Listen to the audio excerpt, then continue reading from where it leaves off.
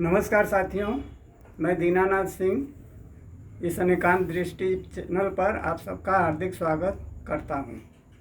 साथियों, भगवान ने हमें नेत्र ज्योति प्रदान कर कितना हमारा उपकार किया है।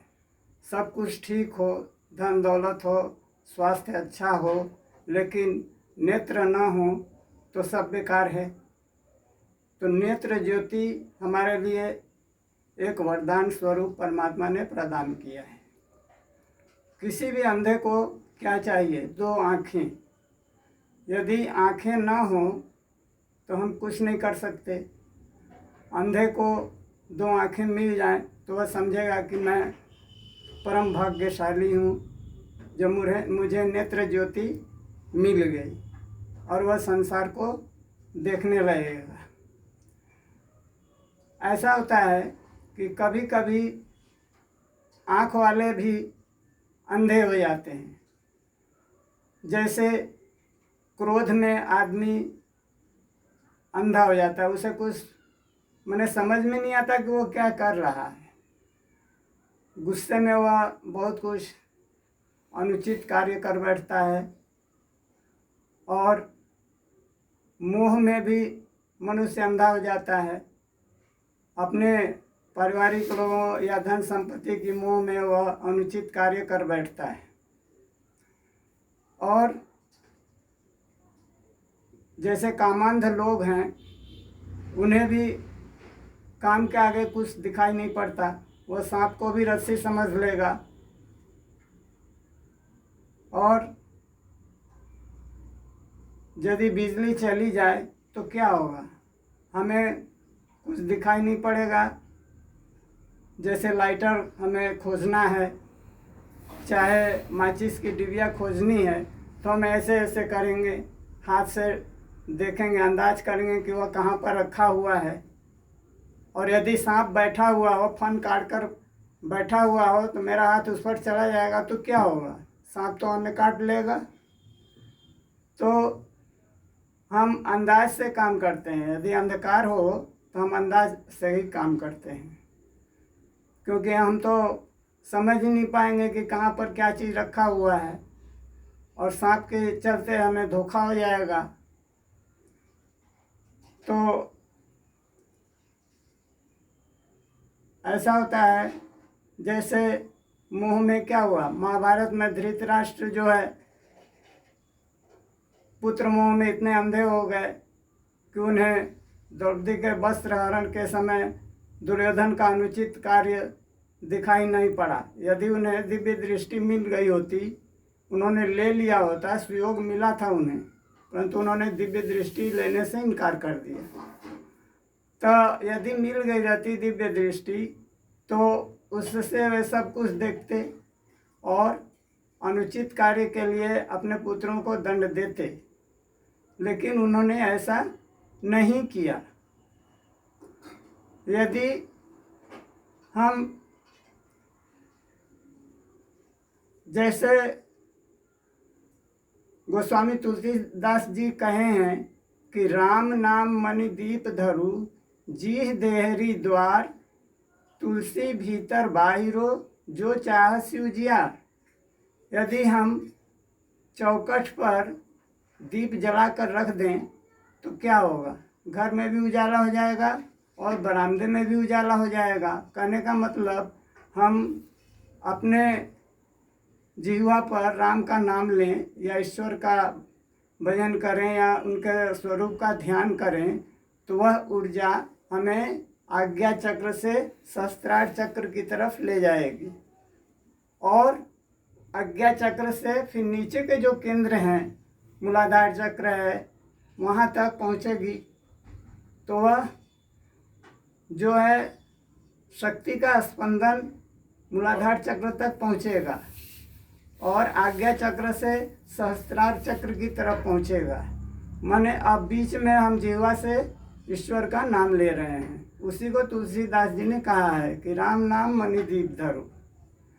और गीता में भी भगवान श्री कृष्ण ने कहा है कि यदि कोई योगी पथ भ्रष्ट हो गया है उसे मार्ग नहीं सुझाई दे रहा है, वह योग मार्ग से जो है योग भ्रष्ट हो गया है, तो मैं क्या करता हूँ कि उसके हृदय में स्थित होकर उसके अज्ञान को तत्व ज्ञान रूप दीप द्वारा नष्ट कर देता हूँ और उसका मार्ग प्रशस्त कर देता हूँ, जिससे वह आगे की तरफ बढ़ जाता है।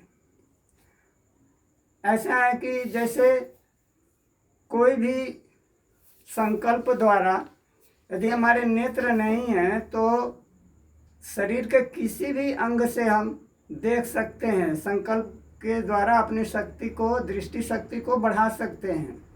ये तो बहुत अनेकों युगों युगों से ये जो अंग हैं, आँख, नाक, कान स्थिर हो गए हैं, इसीलिए ये उसी स्थान पर प्रकट हो जाते हैं। लेकिन इसका कोई ज़रूरी नहीं है कि जहाँ आँख है वहीं आँख रहेगी। आँख के लिए हम यदि उंगली से चेष्टा करें देखने का तो ये उंगली भी देख सकती है, कान से भी हम देख सकते हैं। अब जैसे सांप को लीजिए, सांप को कान नहीं होता, वह अपनी आँखों से सुनने का भी काम लेता है और देखने का भी काम लेता है। ऐसा होता है। कभी कभी हम देखते हैं, समाचार पत्र में पढ़ते हैं, चाहे टीवी पर देखते हैं कि किसी किसी बच्चे की 6 उंगलियां होती हैं हाथ में या पैरों में, चाहे किसी की उंगलियां पूरी सटी रहती हैं, जुड़ी रहती हैं। ऐसा भी होता है। इसका कोई ज़रूरी नहीं है कि आँख आँख की जगह पर ही होगा। हम यदि संकल्प करें तो हम अपनी नेत्र ज्योति को बढ़ा सकते हैं, चाहे कान की शक्ति को बढ़ा सकते हैं, सुनने की शक्ति को हम बढ़ा सकते हैं। यदि कोई भी अंधा आदमी यदि चेष्टा करे, अभ्यास करे, तो उसकी नेत्र ज्योति वापस लौट आ सकती है।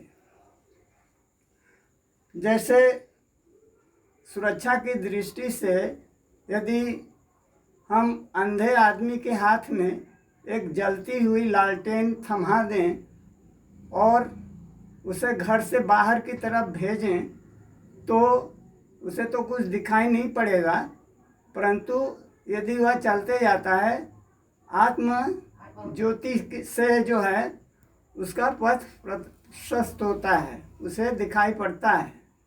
आत्मा की ज्योति से ही उसे देखने में सुविधा होगी, क्योंकि उसके नेत्र तो हैं नहीं। तो ऐसा होता है कि संकल्प के द्वारा वह आगे बढ़ता है और अपने हाथ में यदि एक लाठी रहे उसके, तो वह उससे और भी अच्छी तरह आगे बढ़ सकता है। उससे वो अंदाज लगा सकता है कि आगे क्या है, सामने क्या है। तो लालटेन जलती हुई उसके हाथ में रहेगी तो क्या होगा, दूसरे जो आदमी हैं अंधकार में तो उन्हें भी नहीं दिखाई पड़ेगा, वे भी अंधे ही हो जाएंगे। और ये अंधा तो अंधा है, ये है, अंधकार में तो कोई देख नहीं सकता ना। तो वो जब आएंगे तो अंधे आदमी के हाथ में जलती हुई लालटेन रहेगी तो उन आदमियों को तो यह दिखाई पड़ जाएगा कि सामने से कोई लालटेन लेकर आ रहा है। तो वे जब अंधे आदमी के पास आएंगे तो वे उसके बगल से जो है निकल जाएंगे, अंधे आदमी से टकराएंगे नहीं। और अंधा आदमी जो है उसकी भी सुरक्षा हो जाएगी, क्योंकि वे उसके बगल से जब ये लोग निकल जाते हैं तो अंधा आदमी को भी चोट नहीं लगेगी, वे दोनों बच जाएंगे।